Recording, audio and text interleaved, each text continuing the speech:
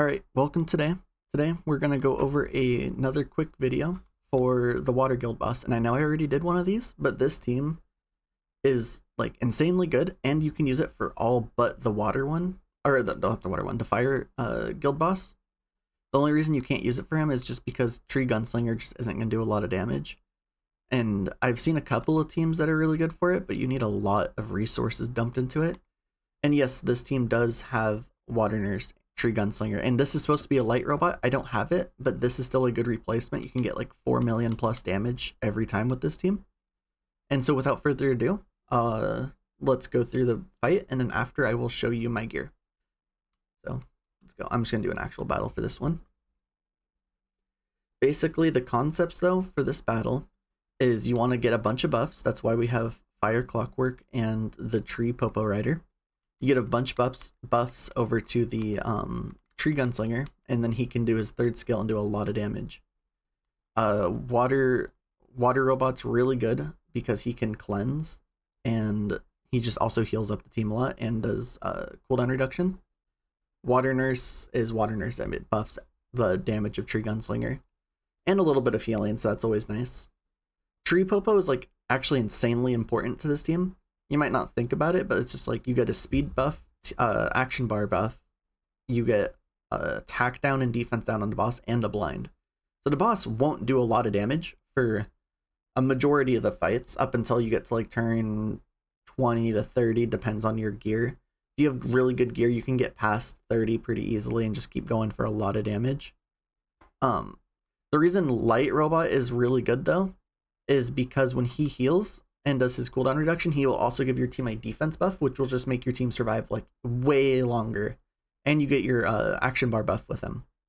Sadly, I don't have him, so I can't showcase him, and I don't have a replay to show you guys. But as you can see though, like just through this talking, we're 5 turns in, we already have 1 million damage. It's really strong team, and there's nothing too specific to it. I mean, I don't have great gear for this team. I have very run-of-the-mill gear.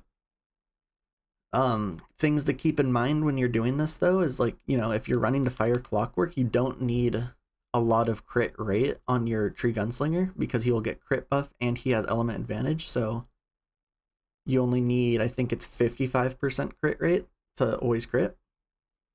And you want to have it, the turn order pretty close. Like mine's a huge gap. I have like 265 speed on my Light Popo and 135 on my Water Robot. You don't want that. You want to have everyone as close together as possible so you can keep your exact turn order going. Unless there's specific examples where you want someone to like lap others. But if you keep your team close enough in an action, like an action bar in turn order, it makes your runs extremely consistent and it allows you to have consistent runs and just make your teams work as optimally as possible. Before we look at stats at the end of this run, like I said, I will say you do want, if you have the gear, you want Inspire on pretty much everyone except Tree Gunslinger and Water Nurse. If you don't want to, you can just run damage gear, or you can run Inspire. It just depends what you have. If you have Inspire gear with a lot of crit rate and crit damage and a little bit of speed, throw that on your Water Nurse. She will hit really hard and still help buff up your Tree Gunslinger. I only have Inspire gear on my Water Robot because I don't have a lot of good Inspire gear. But that's pretty much all there is to talk about for this team. I mean, turn order preferably would be Tree Popo, Fire Clockwork, Water Nurse, Tree Gunslinger, Water Robot. And so that way, you want your Water Robot going last, so that way he can do as much cooldown reduction as possible. Because like if you have him just go second, he's only going to be doing cooldown reduction to 1 unit at the beginning, and at times he just won't be refreshing cooldowns as much.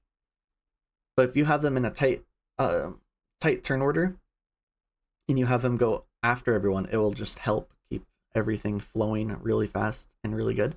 You'll make sure you always have a defense break and attack break on the boss. And Blind typically. I don't know what happened this run. This is the first time I've had my Water Nurse die this early, but you're still at 3 million damage just about. Last run I had before this I had 4.7 million damage. We can do another run if necessary to showcase it a little better. But I mean, even still 3 million damage. I mean, if you get like 3.35 million damage, you only need 3 tokens to get your weekly bonus on this. And if you have the light robot, I've seen people get like double the score of this team almost. And so that means you only need like 2 battles, and then you can move on to the next one. What's great about this team though, also, is the fact that you can just take it to every boss except fire. Fire boss, I've seen some unique teams. I've seen some use the Water Archon and Water Nurse as the main damage with some other units, but the other units are 5 stars, and it just seems very resource heavy. And I don't have those units, so I can't really showcase the team at all. Because I think the team I saw had Fire Nurse and Water Music Queen, and I think it was Light Robot as well. But I do not have any of those, so yeah. I mean, look, this is a quote-unquote bad run of it, and I'm already I'm above 3.5 million damage. I'm sure if you get like a really good RNG run, you could probably reach 5 million damage with this team, if not more. Especially since I don't have great gear.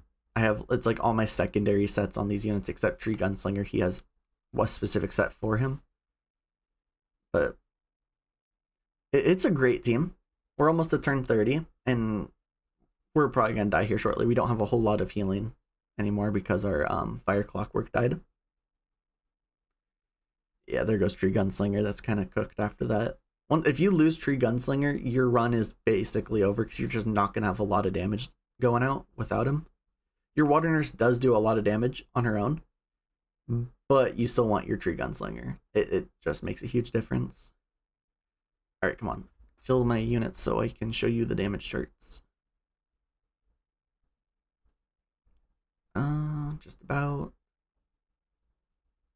Oh my god, my Tree Popo is just lapping him. So 3.7, that's the lowest I've gotten. I've gotten another million damage before on these.